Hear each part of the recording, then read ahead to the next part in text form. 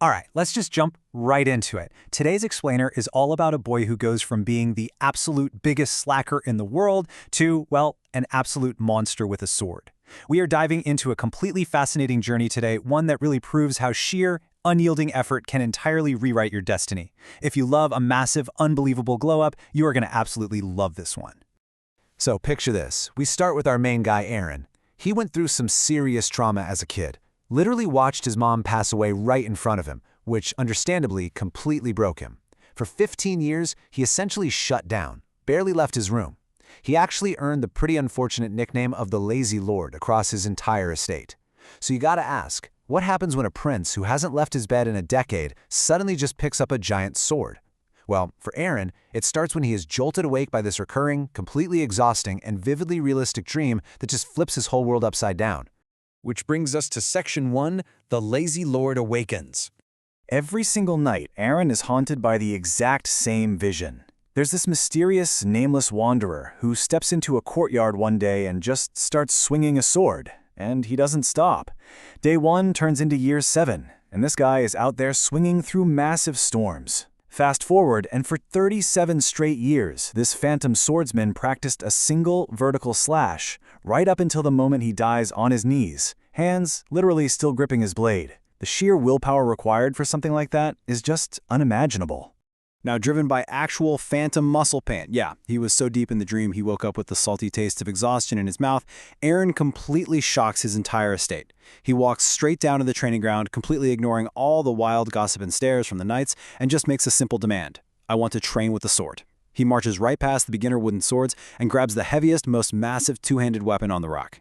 His body is trembling, his stamina is basically zero, but he swings that giant blade over and over until he literally collapses. Why? Because the physical pain of the training actually silences the trauma in his head. That perfectly sets up Section 2, Surviving Chrono Academy.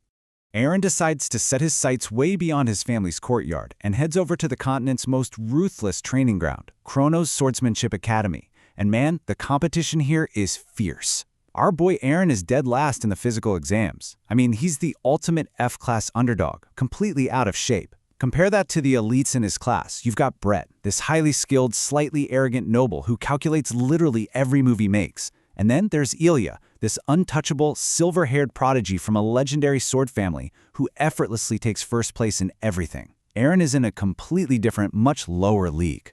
Or at least so it seems. How Aaron handles this massive skill gap actually ties heavily into a fiercely competitive commoner named Judith. She lives by a pretty intense rule. I'll work like hell and never let anyone beat me. During this one brutal endurance test, which was a grueling run immediately followed by a swim, Judith pushes herself way past her breaking point and actually starts drowning. All the other trainees? They just run right past her to secure their own rankings, but Aaron, he completely sacrifices his own placement, dives right in and pulls her to safety. This one single act earns him this really unique rivalry with Judith, but more importantly, it catches the eye of the Academy's headmaster. Because of his test scores, Aaron gets relegated to a class entirely by himself, but he doesn't complain. Instead, he develops this grueling secret training regimen. He just tunes out all the haters and focuses 100% on the endless repetition of that vertical slash. But his real secret weapon?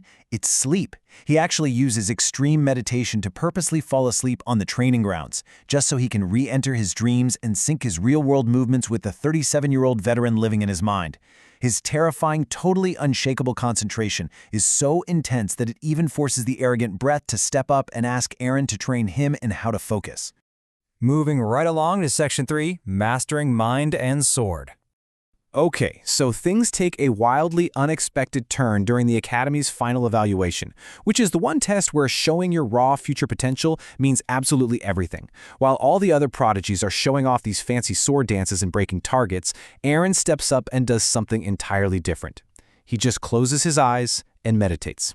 He visualizes a massive, crashing wave bearing down on him, and right as the phantom swordsman appears beside him in his mind, Aaron accidentally taps into this massive, blinding golden aura out in the real world. He projects it directly onto a simple wooden sword. That is an unheard of feat for a beginner.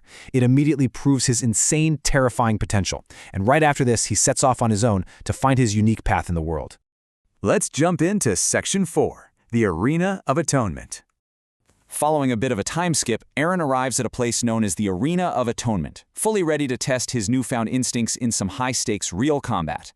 He actually bumps into his old friends Judith and Brett here, and they are completely stunned by how powerful he's become. Judith starts breaking down the formal rules of aura application for him, the 6 stages, moving from basic accumulation and strengthening all the way up to full-blown manifestation, and they all suddenly realize something completely insane. Eren had never actually been taught these 6 stages. Our boy had been using advanced, master-level manifestation techniques purely on instinct. He literally just felt the flow of battle and did it. But here's the kicker. Eren isn't fighting in this arena for fame or money or glory. His true motivation is incredibly simple. He says, "I'll save Ilia."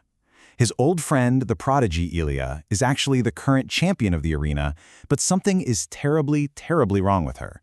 She's being actively consumed and corrupted by this dark, demonic energy that was born entirely out of her obsession with her family's reputation.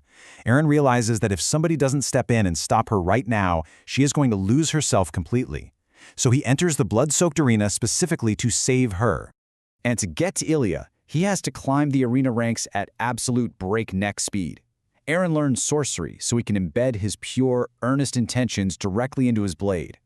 Driven by that one singular desire to save his friend, he goes on an absolute rampage. I mean, look at this. He blows through the Rook level in literally 3 days. A week later, he's cleared the Queen level. And then he rockets straight to the King level in record time, just systematically dismantling seasoned veterans and fighters corrupted by demonic energy with single decisive strikes. Which brings us to the climax in Section 5, Champion vs. Underdog.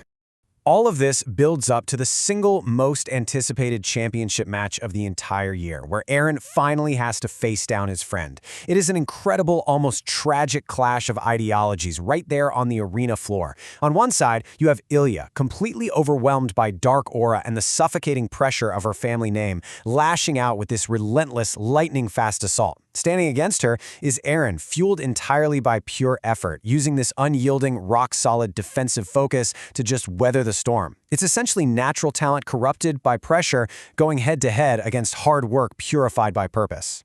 As Ilia pushes him to the absolute brink, generating these massive clouds of debris with her chaotic demonic strikes, Eren achieves the impossible. In a truly spectacular, cinematic climax right in the dead center of this high-stakes battle, Eren dynamically reshapes his blade. Combining his golden aura with his newly learned sorcery, he manifests the Sorcery Aura Sword. With one massive, earth-shattering clash, he completely shatters Ilia's sword, effectively purging the demonic energy right out of her body and claims the championship. He didn't just win a fancy title here, he literally saved his friend's soul. Now, let's wrap things up with Section 6, the path of a hero.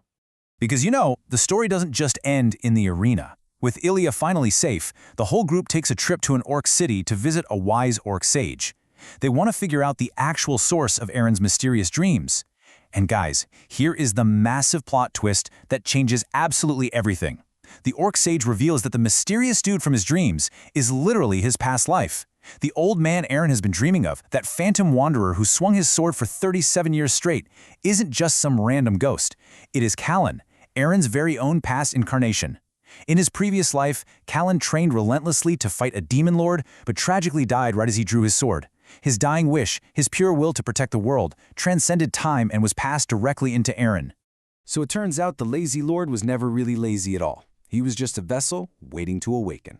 Now, with the truth finally out there, his childhood trauma completely conquered, and his incredibly loyal friend standing right by his side, our boy Eren faces a massive choice. Will he fully embrace this heavy destiny and walk the path of a true hero to finish what his past life started? Well, knowing Eren's sheer, unbreakable willpower, I think we all know the answer to that. And that wraps up our incredible journey for today. It really makes you think, though. What would you do if you suddenly woke up with the muscle memory of a 37-year-old sword master? Keep learning, keep pushing yourselves, and I will catch you on the next explainer.